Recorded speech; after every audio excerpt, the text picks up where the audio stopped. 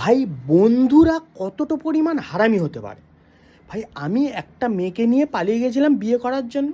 তা পাড়া থেকে আমার সবথেকে ভালো বন্ধু আমাকে ফোন করেছে, ভাই তুই যাকে নিয়ে পালিয়ে গেছিস তার বয়স 17 বছর।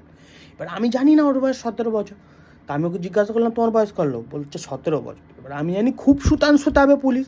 তা আমি বলছি তুমি বাড়ি চলে যাও, আমি ক্ষমা চেয়ে নেবো, ঠিক আছে। তা যখন পাড়ায় পুলিশ খুঁজতে এসছে, আমার ওই সবথেকে ভালো বন্ধুটাই নাম্বার দিয়েছে, স্যার ও তো পালিয়ে গেছে, এনির নাম্বার নিয়ে। তার নাম্বার নিয়ে স্যার আমাকে ফোন করেছে, বলছে যে তুই পুলিশ স্টেশনে এসে দেখা কর, না হলে বেঁধে পেটাতে নিয়ে যাও পাড়া থেকে।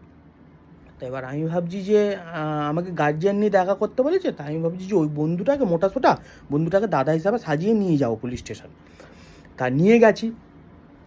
তা নিয়ে গিয়ে বলছে যে লেখ এখানে, যে এই চিঠিতে লেখ যে আমি আর করবো না, কোনো দিন এরকম করবো না।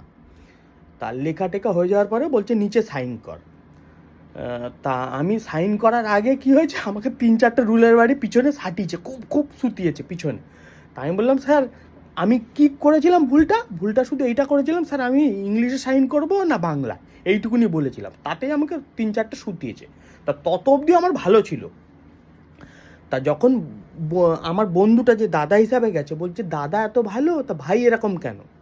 তা দাদাকে যখন বলেছে, দাদা বলছে স্যার ও এরকমই, আগে 3-4টে মেয়েকে নিয়ে পালিয়েছে, আপনি 1-2 দিন থানায় রেখে দিন লকআপে, না হলেও ঠিক হবে না। ভাই আমি ভাবছি ও কতটা ঢ্যামন, যে আমি আগে কোনো দিন কিন্তু করিনি এটা। কতটা ঢ্যামন কী করলে জানিস, সেই ওর কথাটা শুনে ভাই আমাকে 2 দিন লকআপে এমন সুতান সুতিয়েছে। তারপর থেকে ভাই মুখে ওই 3 দিন ভাই ওই মুখে মাস্ক পরে ঘুরেছি, যে খুব রোদ্দুর, এত সুতিয়েছে ভাই।